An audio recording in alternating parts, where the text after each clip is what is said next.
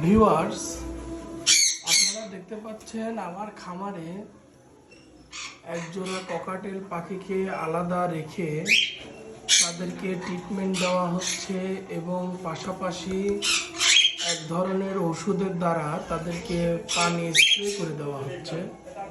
আসলে পাখিদের যখন মল্টিং প্রক্রিয়া শেষ হওয়ার পরেও পাখিদের গায়ে পরিপূর্ণ লোম উঠবে না, ঠিক তখনই পাখিদেরকে বুঝে নেবেন যে তাদের ফেদারজনিত কারণে তারা আক্রান্ত হয়েছে কিংবা ফেদারে উকুন হয়েছে বা পরজীবী আক্রমণ করেছে। সে সময় আপনারা পাখিদেরকে এভাবে পানি স্প্রে করে ওষুধের দ্বারা সেগুলা নির্মূল করার চেষ্টা করবেন এবং পাখিদের আলাদা আলাদা খাঁচায় রাখবেন যাতে পাখিরা পরিপূর্ণভাবে সুস্থ হয়ে ওঠে। যতদিন না পর্যন্ত তারা সুস্থ হবে ততদিন পর্যন্ত তাদেরকে এভাবেই আলাদা রেখে ট্রিটমেন্ট করতে হবে।